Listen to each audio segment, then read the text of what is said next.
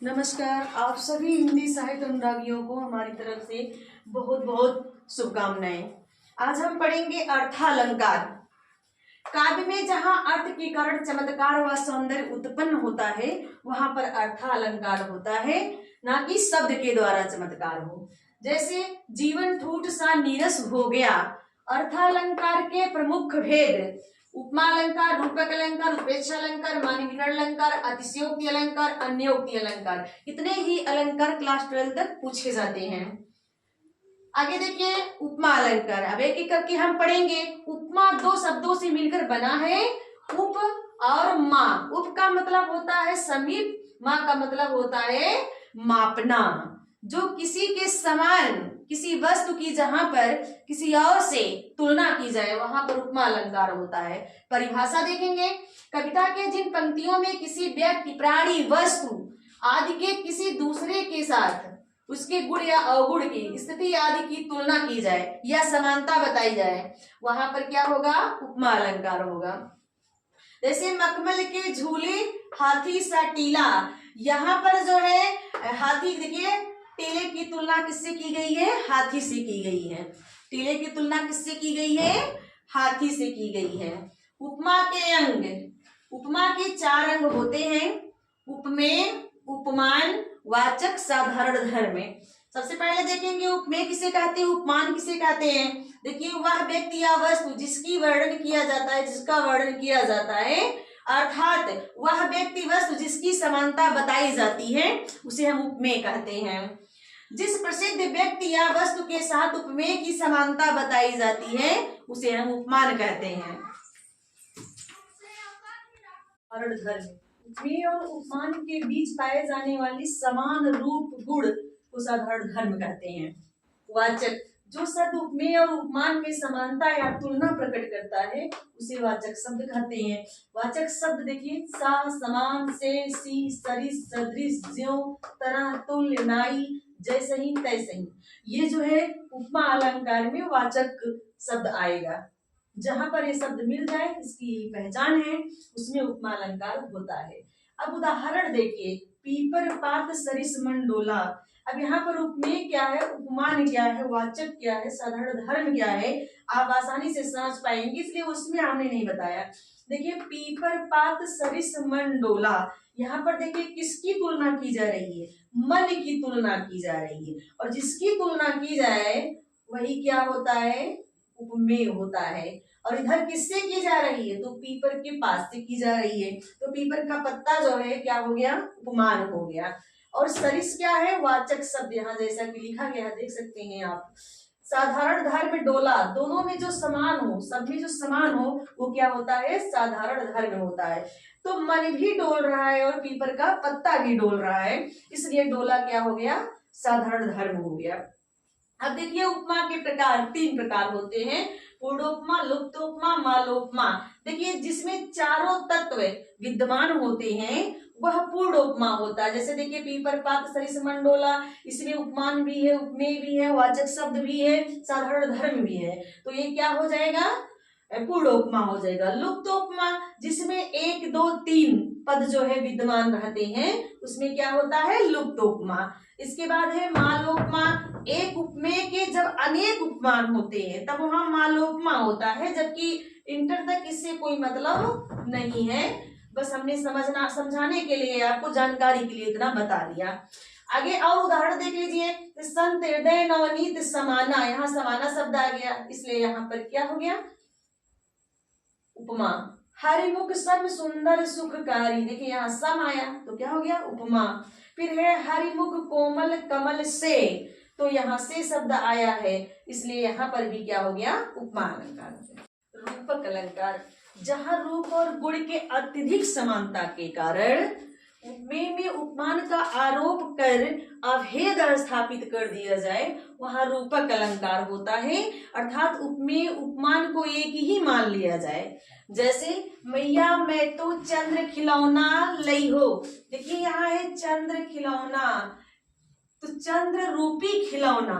भगवान श्री कृष्ण अपनी माता से जिद करते हैं, कहते हैं कि हमको तो चांद खिलौना चाहिए, चंदा मामा चाहिए। तो इसलिए चांद खिलौना दोनों एक में कर दिया गया, आरोप कर दिया गया कि चंद्र रूपी खिलौना, जहां भेद ही ना कोई हो वहां पर क्या होगा, रूपक अलंकार। जैसे माया दीपक नर पतंग, यहाँ माया रूपी दीपक हो जाएगा। कभी कभी योजक चिन्ह मिलेंगे आपको, कभी कभी नहीं मिलेंगे। पायो जी मैंने राम में रतन धन पायो, तो कौन सा धन, राम रूपी रतन धन पायो। मुझे मीराबाई जी कहती हैं भगवान श्री कृष्ण को प्राप्त करने के बाद कि मुझे तो राम रूपी रतन मिल गया है। अगला देखिए, चरण कमल बंदो हरिराई, यहाँ पर कहते हैं कि मैं भगवान के कमलवत चरणों में वंदना करता हूँ, अर्थात कमल रूपी चरणों में वंदना करता हूँ। शशि मुख पर घूंघट डाले अंचल में दीप छिपाए, शशि मुख शशि रूपी मुख, ठीक है। तो यहाँ पर क्या हो गया, रूपक अलंकार। इसमें देखिए साधारण धर्मवाचक शब्द नहीं होते हैं, ये पहचान है इसकी। मध्य योजक चिन्ह का प्रयोग किया जाता है, मध्य में किसका, योजक चिन्ह का प्रयोग किया जाता है। अगला है उत्प्रेक्षा अलंकार। उत्प्रेक्षा मतलब संभावना। देखिए जहां रूप गुण आदि के समानता के कारण उपमेय में उपमान की संभावना या कल्पना की जाए, वहां उत्प्रेक्षा अलंकार होता है। इसमें वाचक शब्द होते हैं मानो, मनु, जनु, जानहु, जनहु, ज्यों आदि, ये वाचक शब्द आते हैं। जहां कल्पना की जाए, संभावना की जाए कि जैसे ये लगता है उसमें। तो देखिए, शोभत ओढ़े पीत पट श्याम सलोने गात, मनो नीलमणि शैल पर आतप पड़ो प्रभात। यहाँ पर कहा जा रहा है कि पीला वस्त्र धारण करके श्याम जो है, उनका जो सलोना सांवला शरीर है वह ऐसा सुशोभित हो रहा है जैसे नीलमणि पर्वत पर, पर्वत पर क्या है, सुबह का प्रभात का जो समय होता है, सूर्य की किरण पड़ती है, उस तरह सुशोभित हो रहे हैं। उस काल मारी क्रोध के तन कांपने उनका लगा, मानो हवा के जोर से सोता हुआ सागर जगा। जब लक्ष्मण जी क्रोध में होते हैं समुद्र के किनारे, समुद्र से रास्ता मांगने पर जब वो रास्ता नहीं देता है, तो उस समय का ये प्रसंग है कि उस काल मारे क्रोध के तन कांपने उनका लगा, मानो जैसे हवा के जोर से क्या हुआ, सोता हुआ सागर जग गया। मानवीकरण अलंकार। जहां जड़ प्रकृति पर मानवीय भावनाओं तथा क्रियाओं का आरोप हो, वहां मानवीकरण अलंकार होता है। कहने का मतलब जहां पर प्रकृति का मानव के जैसे क्रियाकलाप पाया जाए, वहां पर मानवीकरण अलंकार होता है। जैसे लोया लतिका भी भर लाई, मध मुकुल नवल रस गागरी। कहीं लतिका, लताएं भी कोई चीज भर के नहीं लाती हैं, रस भर के नहीं लाएंगी, पानी नहीं भर के लाएंगी, अर्थात एक नारी के जैसे काम कर रही है लतिका। इसलिए यहाँ पर क्या है, मानवीकरण अलंकार है। मेघ आए बड़े बंठन सवर के, यहाँ पर बादल जो है मनुष्य के जैसे बंठन सवर के आ रहे हैं, मानवीकरण किया गया है।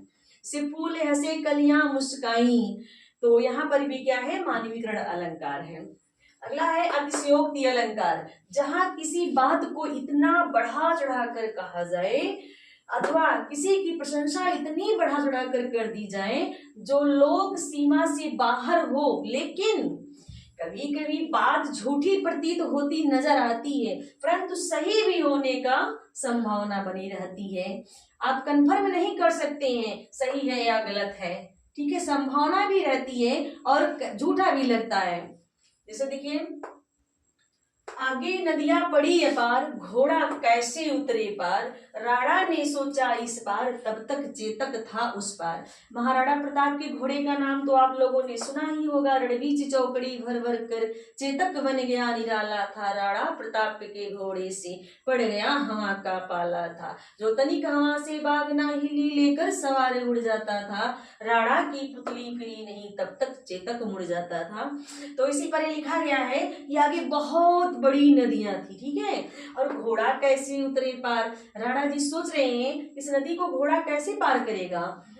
राणा ने सोचा इस पार, राणा इधर सोच ही रहे थे, तब तक घोड़ा उस पार था। तो ये आश्चर्य यहाँ दिखता है, झूठ प्रतीत होता है, लेकिन फिर भी लगता है कि हो सकता है भाई होता रहा हो ऐसा।